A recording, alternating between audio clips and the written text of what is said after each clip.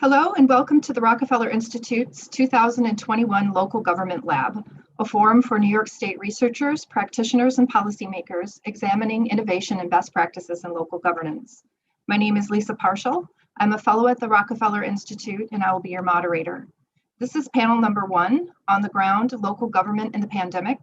The session will feature the following 2 presentations. First, the local response to COVID-19 presented by Stephen Acquario and Mark LaVigne. Second will be the pandemic and the New York City finances, emerging challenges and short-term responses presented by Rahul Pathak and Wooserk Park. Today is a full day of virtual sessions, so we will be keeping a strict time limit with 20 minutes per session. After the session's after the session's panelists have concluded their presentation, there will be a 15-minute Q&A answer period. We ask that the audience members please submit your questions using the Q&A function found at the bottom of the Zoom taskbar. You can access this taskbar by hovering your mouse over the screen and selecting the Q&A icon, where you can then type your question. Before we begin, I would like to say thank you very much to our panelists for taking time to share their research and experience as part of today's forum. We are looking very much forward to your presentations. And with that, I will hand it off to our first presenters. Stephen Acquario is the Executive Director and General Counsel of the New York State Association of Counties, or NYSAC, and Mark LaVigne, who is the Deputy Director for the New York State Association of Counties. Please take it away.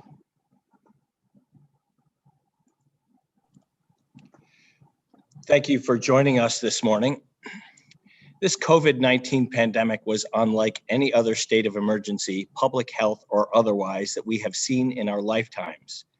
In October, the state's county executives asked the New York State Association of Counties to chronicle the local response to the global COVID-19 pandemic.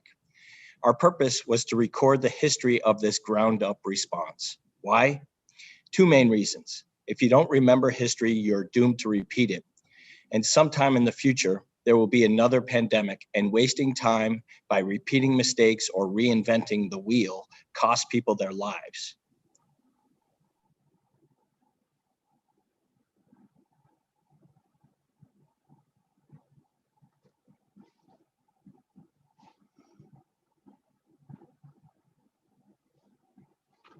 Mark, you're muted. In October, the state's county executives asked the New York State Association of Counties to chronicle the local response to the global COVID-19 pandemic. Our purpose was to record the history of this ground-up response. Why? 2 main reasons. If you don't remember history, you are doomed to repeat it. And sometime in the future, there will be another pandemic, and wasting time by repeating mistakes or reinventing the wheel will cost people their lives.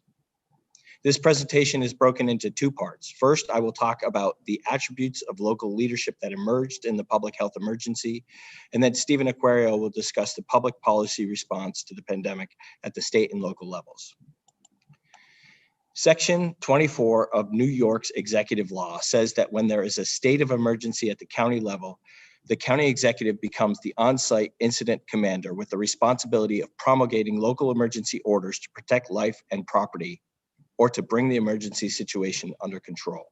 This project documented what county executives did as those on-site incident commanders. From the start, there was a tremendous amount of confusion coming out of the federal and state government. The county executives had to make sense of it to lead the local response. Their first and overriding philosophy was to act as if no one is coming to help. And that philosophy came from Orange County Executive Steve Newhouse, who had just recently ended a tour in Afghanistan just months before the COVID-19 pandemic was declared. The attributes of local leadership that emerged fell under 2 categories. The first was taking action, and the second was constant and consistent communication. I will cover these attributes in the next several slides. The first order of business for county leaders was to declare a local state of emergency so that schools could close. Under state law, schools had to meet 180 days a year, and they could only close when there was a local state of emergency. There was a bit of confusion after the governor declared a statewide emergency, but school superintendents still wanted those local emergencies declared. By the end of that first weekend, March 16th, nearly every county leader had declared a local emergency and schools were closed. By the end of that week, the governor had enacted an executive order that superseded these actions and closed all schools in the state. The second order of business was to put together response teams that could help develop and implement plans to respond to the emergency at the local level. These included county executives, local health directors, emergency managers, sheriffs, deputy county executives, PIOs, doctors, 911 operators, call center reps, mental health directors, nurses, and volunteers. Ulster County turned their local health department conference room into a 911 center, and their entire response team worked from there. The Suffolk County executive, Steve Ballone, had to work from his basement for 2 weeks during the first month of the pandemic because of exposure to someone who had tested positive. Other teams were physically separated. They physically separated members of their leadership and response teams so that if one person contracted COVID-19, they wouldn't all get it. Despite the rules and orders coming from Washington and Albany, it was the county executive who developed common sense strategies to protect citizens in their communities. Onondaga and Broome County both implemented measures to increase social distancing by asking residents to stay home every other day.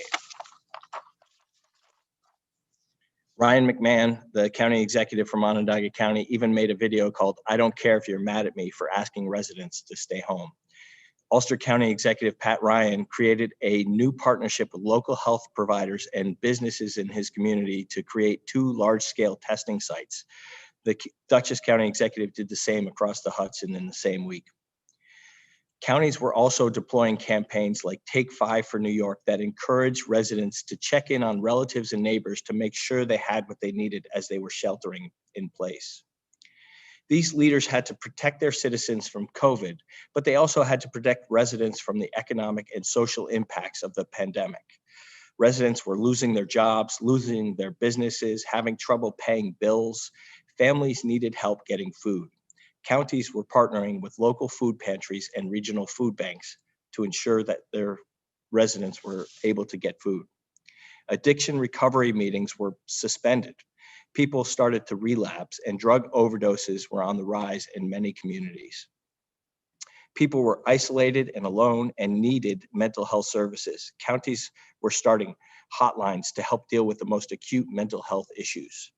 At one point, Montgomery County Executive Matt Ossenfort said there were more deaths by suicide in his county than by COVID-19.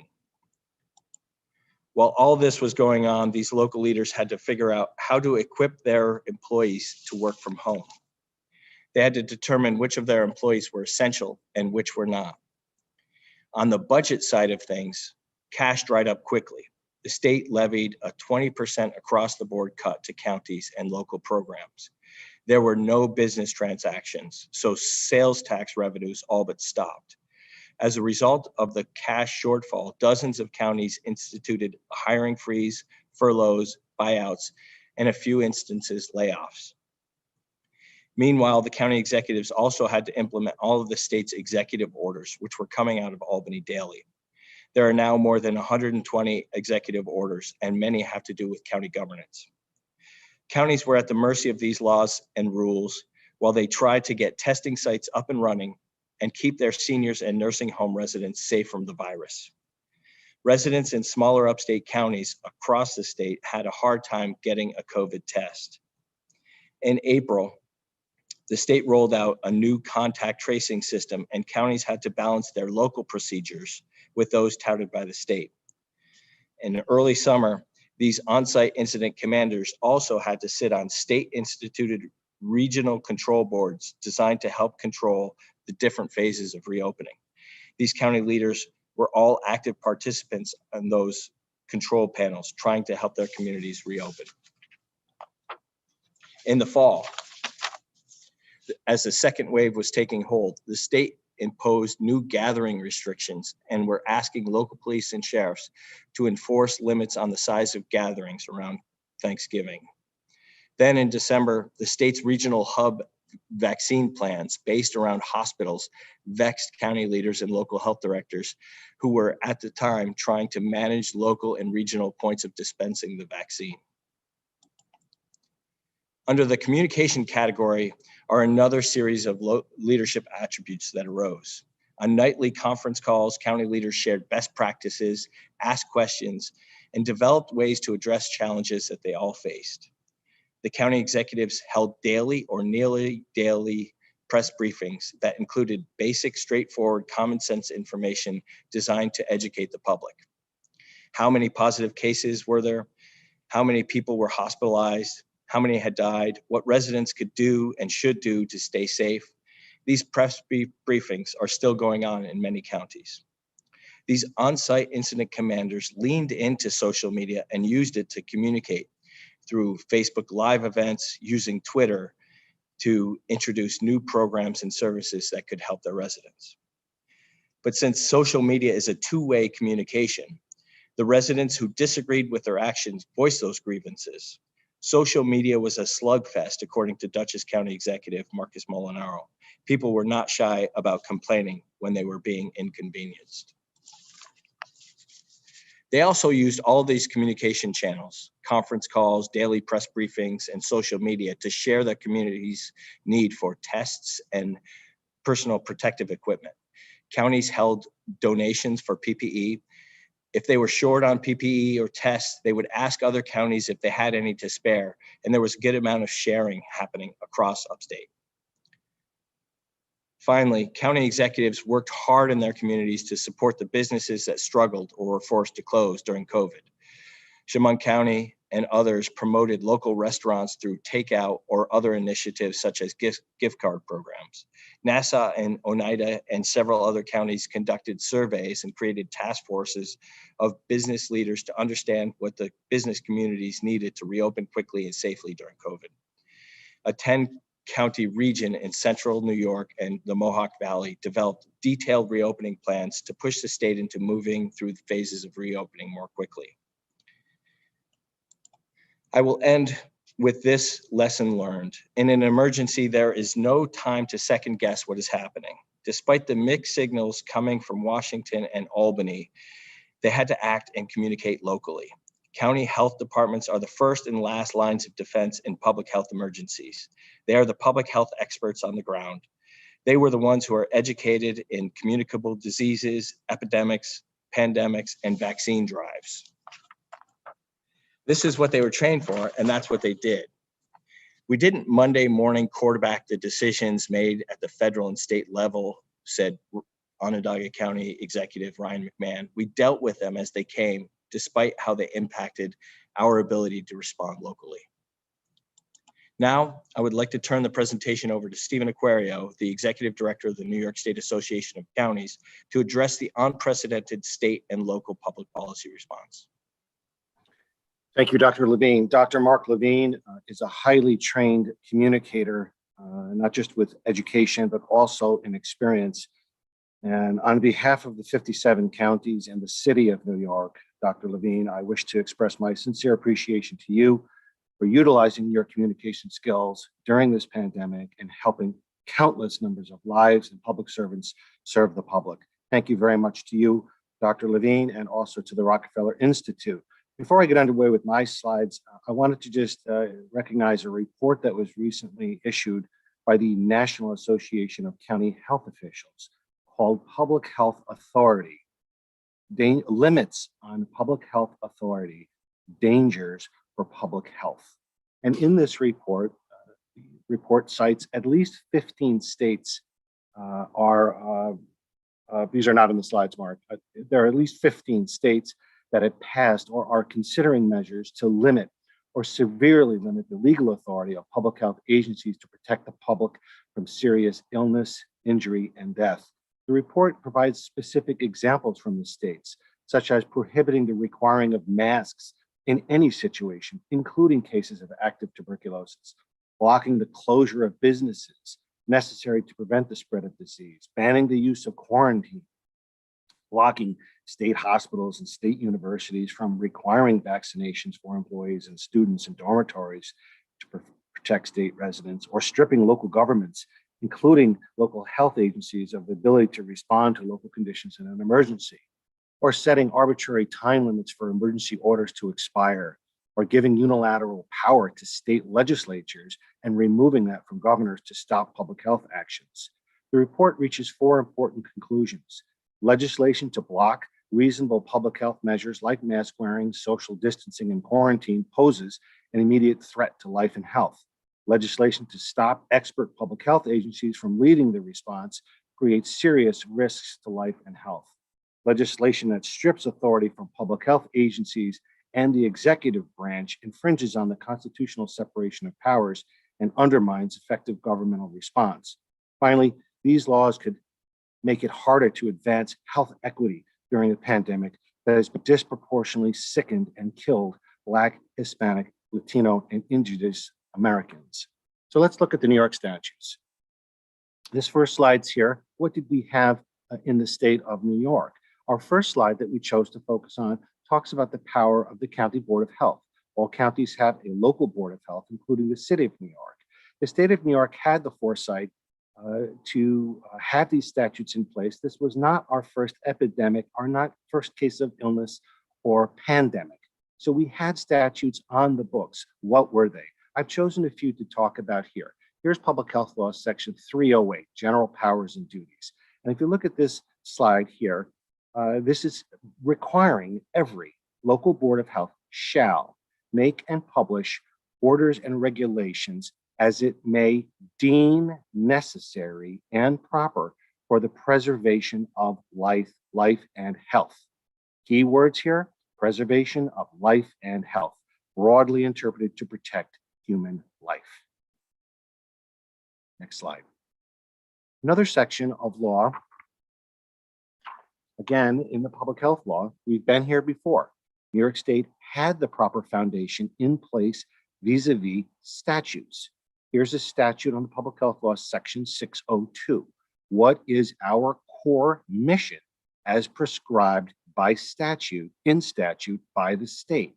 So to be eligible for state aid, a county must provide the following core public health services. Must provide the following core public health services. Here, I've selected Section 1B, communicable disease control, which shall include activities to control and mitigate the extent of an infectious disease. Such activities shall include, but not be limited to, surveillance, epidemiological programs, programs to detect the disease in their early stages, immunization against infectious diseases, the vaccine, investigation of disease, and prevention of transmission. If you look at that slide, at that statute, and what we went through in the state of New York, across the United States, clearly the counties were situated and had the necessary legal authority to address this pandemic. Of course, all of these sections were superseded by the state of New York through the governor's executive powers before we were able to utilize them. Next slide. The last section of public health law that I'll focus on here is, again, communicable diseases, the powers and duties of the local boards of health. And I chose to list a couple of here. Every local board of health shall guard against the introduction of such communicable disease by the exercise of proper and vigilant medical inspection and control of all persons and things infected with or exposed to such diseases. Again, very broad powers granted to the County Board of Health, and then ultimately the on-site incident commander, as Dr. LaVigne mentioned, that is the chief elected county official in the 57 counties and the mayor of the city of New York. Some optional authorized powers also include prohibiting and prevention all intercourse or interchange with human beings and communication with or use of infected premises, places, and things, and require, and if necessary, provide the means for the thorough purification and cleansing of the same before gentle intercourse or interchange of human beings with the same or use thereof shall be allowed. Again, remember what we went through. Think the MTA subway cars, mass transit buses, airplanes being disinfected, and the use of hand sanitizers widespread. The next couple of slides I wish to focus on in the few minutes that I have remaining here are the New York Code of Rules and Regulations.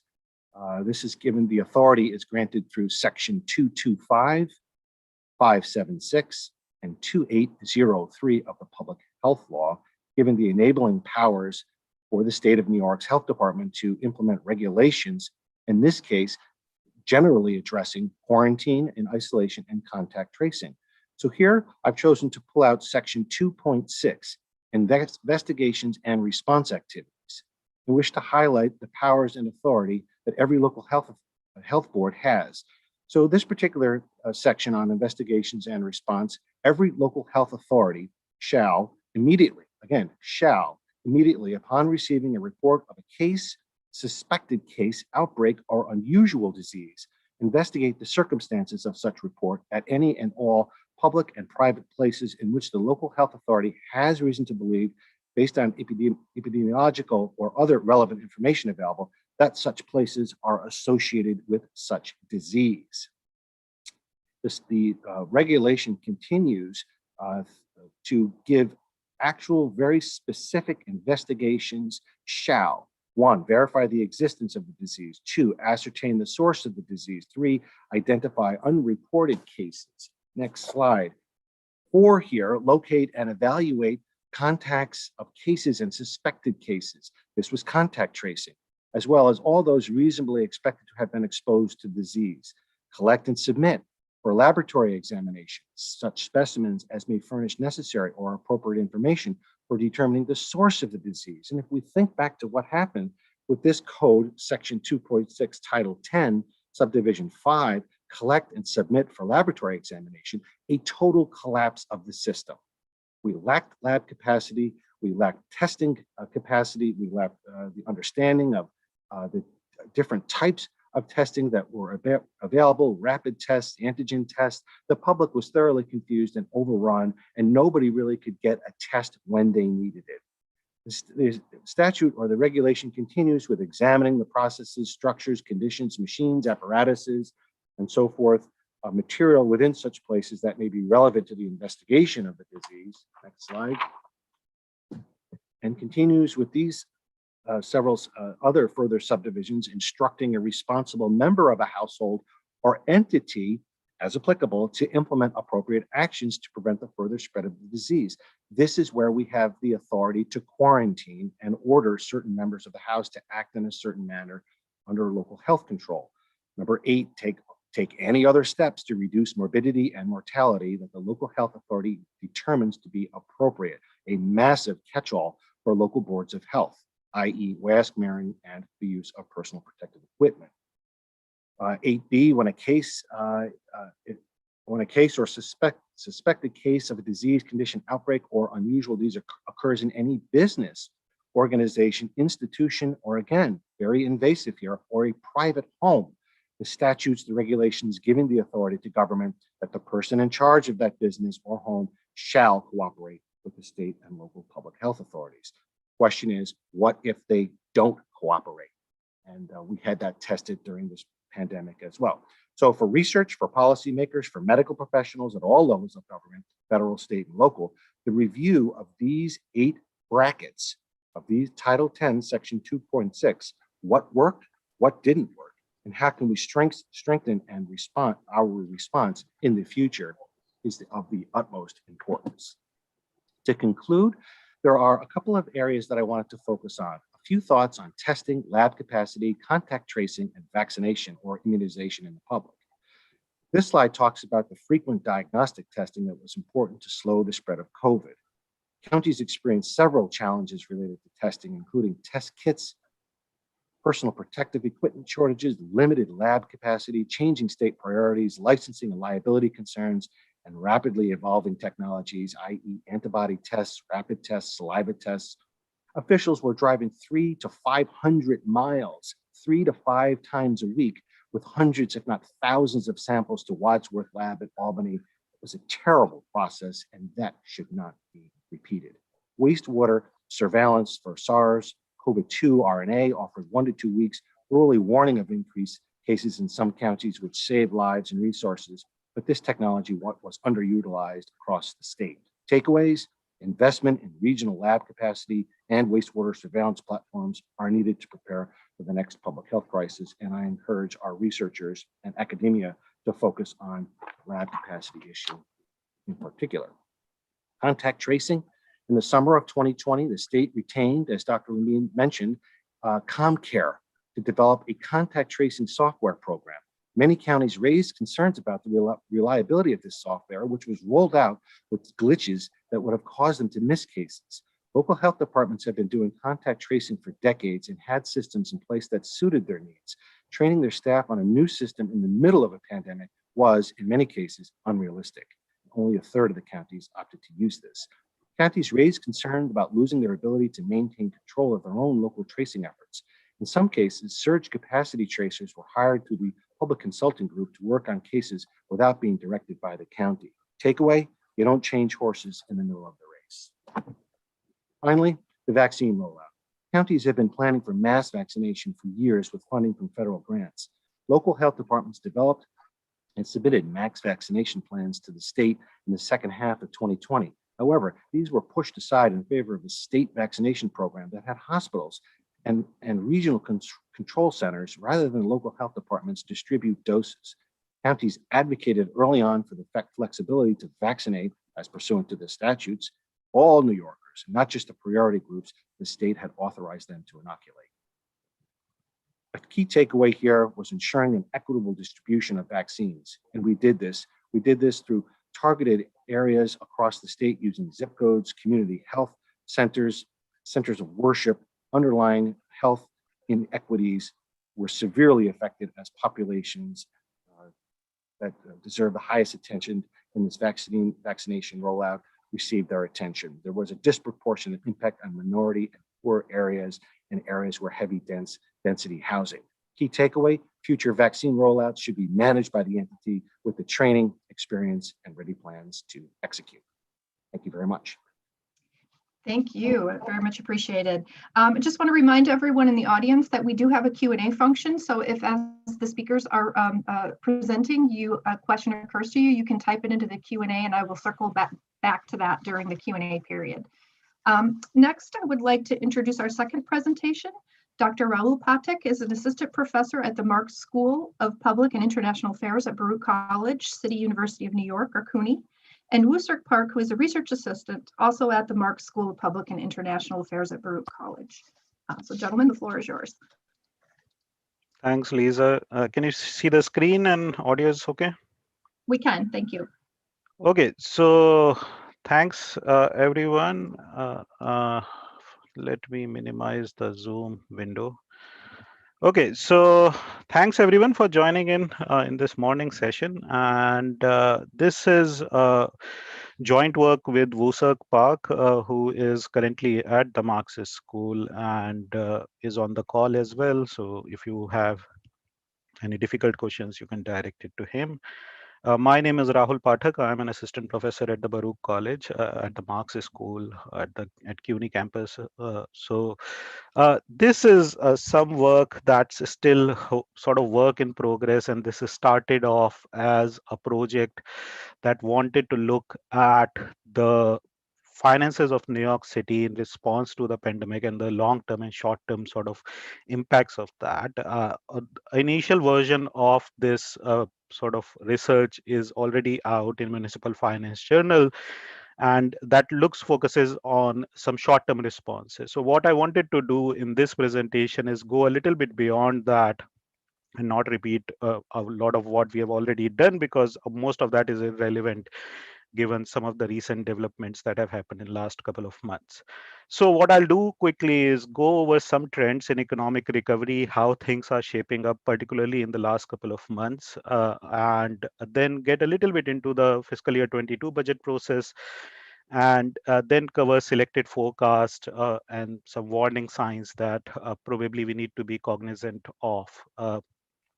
Now, all of you know, New York City was one of the first cities in the US to be hit by the crisis and became one of the global epicenters of the crisis last year in March and April. So we saw this first wave when we had a lot of shutdowns, and then summer was pretty good. And then we had another resurgence that happened during the second wave in the winter and fall and early spring, and then vaccinations picked momentum, and probably there is weather change and whatever seasonal variation that's there. So we are in a good spot right now, but the resemblance between the 1st of June this year and the 1st of June last year is a little bit scary and something that we should be cautious about.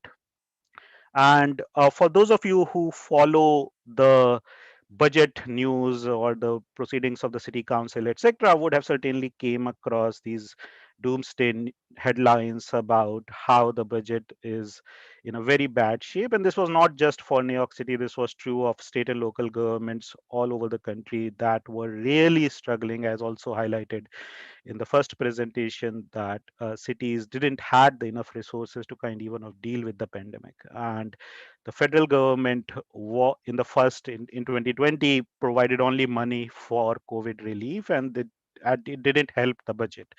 But when the second round of funding came through earlier this year in February and March under the new administration, now things look very different in some sense. Right. So now what I'll quickly do is talk a little bit about some of the indicators of recovery in some sense. And one of the sort of indicators of recovery is whether people are getting out, people are moving. So this is data from Google's community mobility report. So this is data that you willingly provide to Google when you use Google Maps. So they track down what is your purpose of mobility, and you can classify it by whether you are moving for retail and recreation, grocery, pharmacy, work related mobility, or residential mobility. So 100 here is a pre-pandemic baseline that is seasonally adjusted. And we see, of course, there was a massive drop in mobility when the lockdowns were announced in March and April, and then things picked up over the summer last year. And then during the second wave, we again see a dip, and we see more recovery again in the last 2-3 months. But if you think about, say, things like workplace recovery, we are not seeing much of a change in entire 2021. There is some increase in recovery related to retail and recreation, people getting out on Memorial Day weekend, etc. So this is right around, I think, Memorial Day weekend. But people are still staying at home, and when they stay at home, they don't generate that much revenue for the government. They don't spend. There's not enough economic activity, and has direct impact on employment and small business revenue and so on. So another indicator is MTA ridership, which again sort of dipped quite a lot when the lockdowns were announced, but has gradually picked up, but nowhere close to what it was before the pandemic. This is not seasonally adjusted. This is total estimated ridership of subway and bus ridership, a 7-day moving average.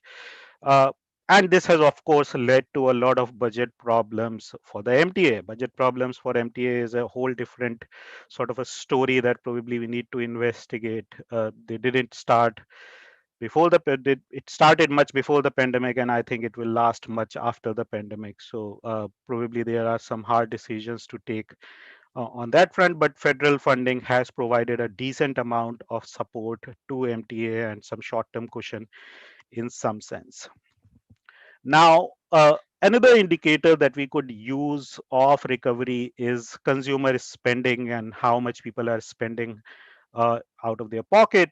So this graphic is a summary of how much people who have registered credit card and debit cards in New York City spending over the course of last 1.5 year or so. So it's indexed at 0, which is baseline is somewhat around end of February baseline, and seasonally, again, this is seasonally adjusted, and we see that there is a massive dip that's happening when the lockdowns are being announced, and then there is an increase that has happened over the last year, particularly if you look at the period in 2021. We are witnessing some increase in things like apparel and general merchandise. This could be stimulus checks playing their game. But if you look at certain categories, here the blue line is entertainment and recreation. Is still Broadway is closed. A lot of people are not going out for movies and entertainment. So that spending is still way below what it was before the pandemic. If you look at transportation and warehousing, that's still low, and accommodation and food, which is restaurants, hotels, etc. So this spending is still very much below what it was before the pandemic. And now, if you look at some of the policy relevant indicators like uh, unemployment, welfare assistance, I am okay, sorry. I saw a chat message. So if you look at unemployment, welfare assistance, small business revenue, again, it suggests that we need to be cautious. And the media's stories about recovery are a little bit more optimistic than what the ground reality is. Unemployment is still very high, particularly among racial minorities, blacks, Hispanics. Welfare assistance is still high. This is slightly old data of until January 2021. And if you look at small business revenue in particular, you see that during the last summer, small business revenue rebound quite significantly. But another round of shutdowns and another round of long-term sustenance of the pandemic has led to a situation where even in March and so on, these revenues were not equivalent of what they were in last year in July, suggesting that many of these businesses didn't survive the pandemic and may not come back anytime soon. Uh, if you look at the aggregate picture, New York City lost somewhere between 600,000 to 700,000 jobs during the pandemic. This estimates vary a little bit depending on whether you're using IBO estimates or OMBA estimates.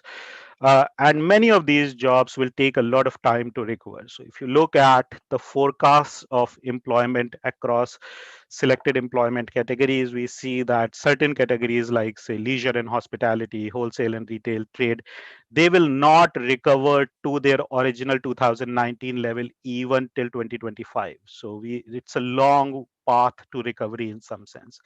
And we are even seeing that problem in things like education, my sector, in government, in financial activities, etc. And there are certain sectors like construction, etc., that will have a recovery, but again, it will be a long-lasting recovery in some sense. And it's possible that the situation can change very dramatically in few months, depending on whether we have immense progress on the control of the pandemic or if we have some deterioration. Now, moving on to the budget side of story, this is literally the tale of two cities where the fiscal year 21 budget process was very much different from what fiscal year 22 budget process looks like. In fiscal year 21, the first document that comes out is the financial plan that is released in January. It was a 95.3 billion spending plan that was proposed, and then the COVID hit, and the budget was slashed by around $7 billion to around $88 billion when executive budget was presented in April, and it passed the city council with these cuts after some negotiations. 4 billion roughly tapping into the reserves of the city, particularly things like retiree health benefits trust, and 2.7 billion in cuts. And the most prominent one that grabbed certain headline was the cuts to NYPD, which they suggested was $1 billion cut, but which it was not. It was much lower cut than that. Most of it was reallocation of money and more of media sort of coverage of the story. Uh, Now, if you look at the budget for fiscal year 22, it's a very different story because the government was cautious to begin with. In January, when the financial plan was presented, it was a 92.2 billion spending plan. On the account of the fact that the tax revenues came out to be a little bit better than what they were initially forecasted, but there was no clarity on what the federal support will look like. Now, when the federal support came through in March and the executive budget was released in April, there was a massive 5 to 6% increase in the budget, and the executive budget went up to $98.6 billion. And currently, as we speak, there are still negotiations going on in terms of what the final budget will look like. And this is happening in the shadow of the mayoral and comptroller elections. The city council speaker is a candidate for comptroller of the city. So that's politics is playing out. But one of the major things that changed here was the story about the federal support. And New York City received around 16 billion dollars in federal support, and it has used even 400 millions out of that to restore some of the budget cuts that were enacted in fiscal year 21. Uh, Now, this is from the paper, and I'll be happy to share with anyone if anyone is interested. So these are the budget actions and their impact, the congressional actions and their impact on New York City budget. In calendar year 2020. So you can think of this as actions under the Trump administration. So city received around $4.3 billion in total funding. Most of this was restricted funding for COVID relief and COVID response. There was very limited budgetary impact of this funding uh, directly on the city budget. But when the second round of funding came in March this year, that has changed the budget landscape quite substantially. So FEMA changed its reimbursement rate to 100%. That made a difference. And if you take into account all of the budget, all of the assistance and stimulus, it comes out to be a huge amount of money. And most of this will be used in these fiscal year 21 and fiscal year 22 for COVID relief, but you can see some usage for things like new programs, things like restoring whatever budget cuts happened in last fiscal year, and swapping of funds. So things that city was supposed to provide, but now is being uh, funded through the federal pot in some sense. Now, taking a step back and historically looking at the evolution of New York City taxes, we see that over the last 3 decades or so, the city is increasingly reliant on uh, its own source of revenue, particularly driven by its tax revenue, and which is of which personal income tax city has a 3.5, roughly 3.5% income tax, sales tax, and property tax. So right now we are seeing increase in federal aid and state aid, but this may not last for a very long time. And all three of these major revenue sources are under strain even as we speak, and there it has been more optimistic than what was projected, but still there is a cause for concern. Other taxes like hotel occupancy, commercial rent, some of the real estate related stuff also is under strain. And now, if you look at things like property taxes, it declined substantially. It didn't decline substantially, but income tax and general sales tax and these real estate and hotel related taxes declined substantially even in fiscal year 20. So IBO forecasted around $2 billion decline in fiscal year 20 and a $6 billion decline in fiscal year 21 across these categories. Now, if you look at the forecasts for the fiscal year 22 and until fiscal year 25 for the rest of the financial plan, we see a more optimistic picture, but still we are $17 billion short of what was initially forecasted in the January 2020 financial plan. Most of this 17 billion difference has been covered by the federal aid in some sense, but again, we are not still out of the red zone in some sense. So some of the fiscal discipline that we need is perhaps missing when we are dealing with the current budget situation for fiscal year 22 and the politics around it. So overall, in summary, I'll say that there are significant challenges, particularly on the tax front, and there are significant equity considerations that need to be taken into account. If you're talking about income tax or the rebound in personal income tax, that was primarily also driven by the performance of the Wall Street, which may or may not last going forward. If you're looking at property taxes, again, we are struggling a little bit with commercial real estate, and we will have to wait and see what the rental market looks like once the evictions, etc., all those restrictions are removed. And sales tax was primarily, I think, driven by the increase in stimulus funding and the paychecks or the stimulus checks that folks received and went out to buy whatever garments and Roombas. But this is something that we need to be cautious about, and the budget for fiscal year 22 and even 23 needs to take these factors into account and be a little bit more cautious, building more reserves to deal with the future challenges which will arise when the federal funding recedes and if there is another resurgence of the cases. So now the kind of strains you are seeing in countries like India, Vietnam, and even in UK, we need to be cautious that we are not still out of the red zone as we speak. But we don't see that manifested in the fiscal year 22 budget, particularly because we have an outgoing mayor who wants to do some final good before he leaves. But it might pose some challenges for the incoming administration in public finance. We call it tying the hands of the person who is taking your place so that you look good. So overall, the situation is something that we need to be careful about and we need to be thinking about. So I'll stop there, but I'll be happy to share the slides or the PDF of the present paper with you. Just shoot us an email and I'll be happy to take any questions.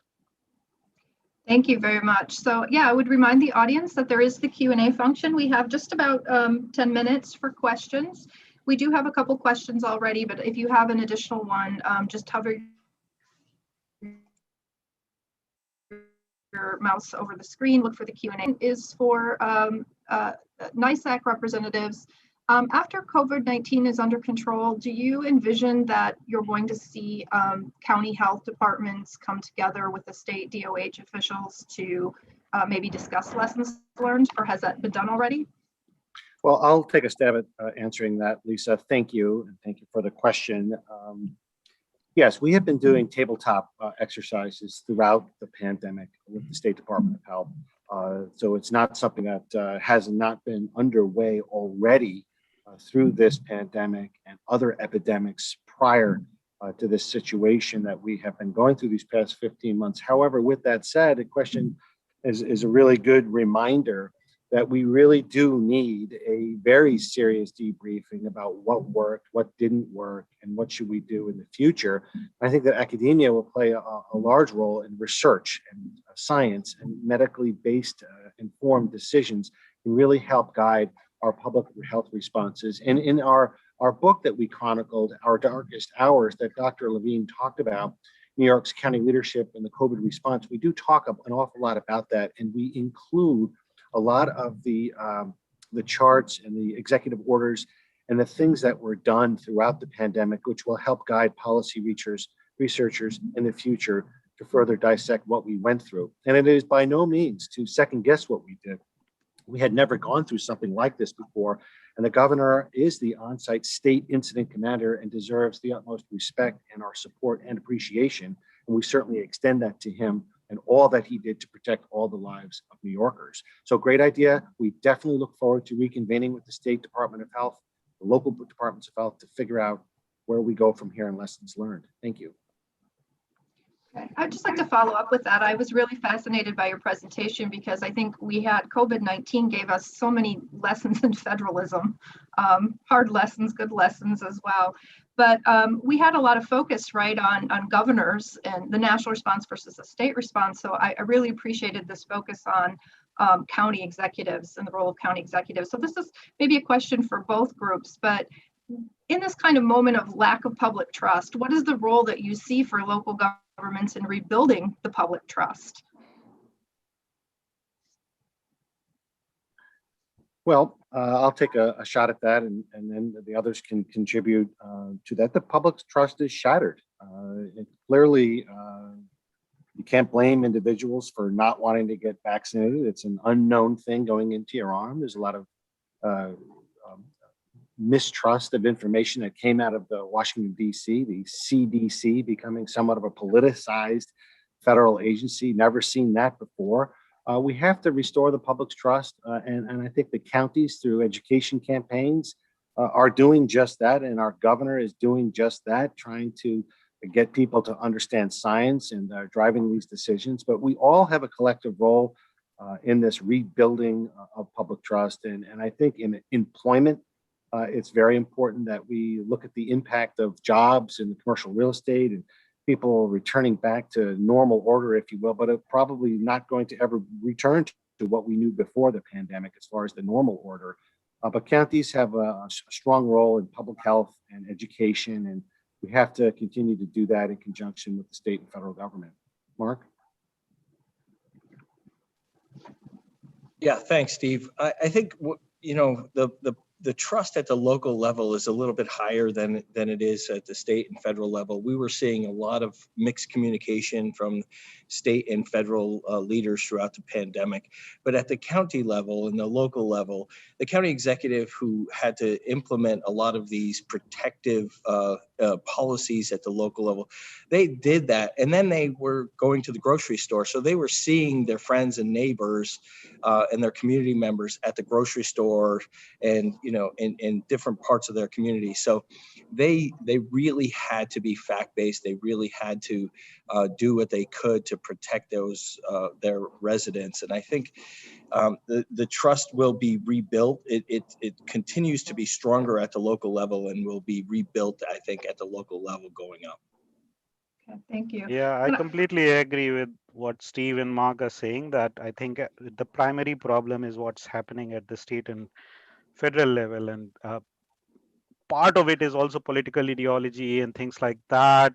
But I think media has a big role to play here, and I think in addition to local governments doing what they have to do, we have witnessed all sorts of weird theories out there during this pandemic, and media playing along. There are articles in like leading newspapers and things like that about different like claims of lab, the virus being manufactured in a lab and things like that. So we need to kind of make sure that the media plays its role, and probably local governments can collaborate at least with the local news media, and local news media still is a very large chunk of what provides information to government to citizens in US. So probably there's some partnership that could happen there, and local governments probably need to be more active on social media and things like that.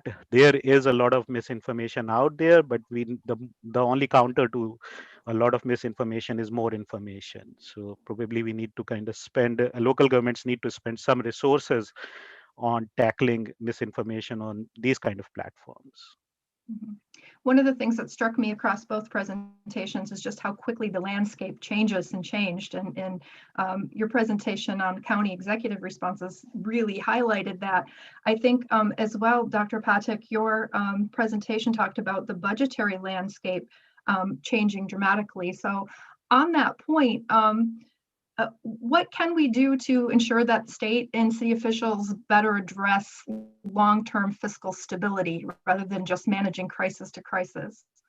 Yeah, I think in public finance, there is a very widespread knowledge that states, local governments, everyone should be building reserves, like even at an individual level. So there are state rainy day funds. In fact, if you look at the states in the Northeast, states like New York and New Jersey, we went into the crisis with very weak rainy day funds compared to some of the other states. So rather than investing money in these new fancy programs, which are good, of course, but we need to be better prepared for the next round of infections if they happen, or the next virus, and build a very solid rainy day fund, very solid reserves, not just at the state and federal government has Federal Reserve, which is also acting a little bit on their own whims, but we need to be preparing at the local level with local rainy day funds and state rainy day funds, and organizations. Non-profits were one of the first organizations to go down during this pandemic. In New York, we have seen so many non-profits shutting down. So there is a case now more than ever to be cautious of, and we will see more of these crises come along. So we need to be preparing for them. And the only thing is saving money. So we need to be saving money for these kind of crises and setting it aside so that we don't have to touch it until a major crisis arrives. Maybe one final question again across both presentations is, the phrase fractured federalism, I think, was used in the abstract of your presentation from NYSEC. But I think that's another question of uncertainties in moving forward. How does the city manage? How do counties manage? How do we restabilize kind of more stable federal, state, local, federal, local partnerships? How do we kind of rebuild intergovernmental relations? I think we have to break down which government is best situated to do a particular function. Mm-hmm. And if we just look at two areas, one being the acquisition, procurement, manufacturing of personal protective equipment. That was an area where it was across the board failure across the United States. We got really caught off guard with this. Simple masks were not available, and that cost unnecessarily lives. So I think the national government has a role in the PPE, or the production of that and the distribution of that, and making sure that there's an adequate reserve of those supplies given to the states, and have a more of an active role. And at the state level, I think for issues that have like statewide importance, like the requirement of a mask mandate is certainly a state edict, something that would come from a higher level of government, and also laboratory capacity.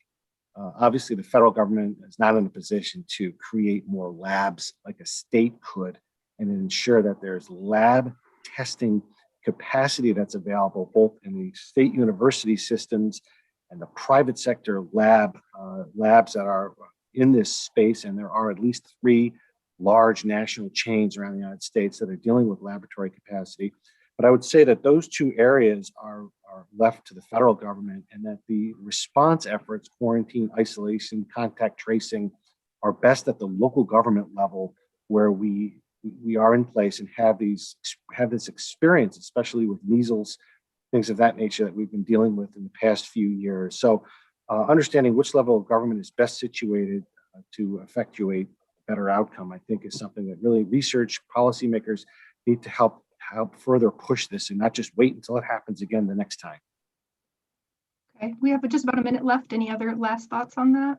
So I completely agree with Steve that there needs to be a better classification of who should be doing what, and federal government shouldn't be getting into the way of local government. And we need to be thinking also about rethinking fiscal decentralization. What kind of revenues governments rely on? Sales tax was one of the first ones to go away. In states like Florida, Washington, they did rely completely on sales tax. So there are ideas out there in the world, things like value-added tax. I'm not saying to adopt it, but explore other ideas that are out there in the world of managing local government finances a little bit better, and rather than relying on a part-dependent approach that we typically rely on in the US. So, yeah, as a follow-up, Lisa, to Rahul, and when he's mentioning that, he is spot on right.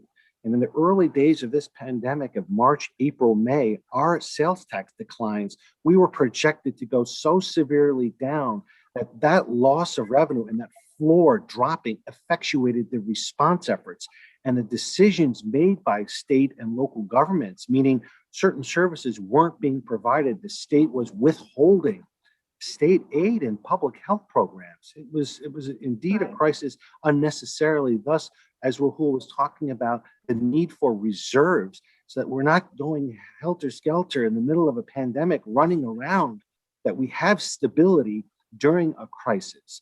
And I think we lacked that, both at the county level. We relied too much on sales tax, and so does the state of New York, but not having the reserves to backstop important public services, a key point by Rahul. Thank you for mentioning that.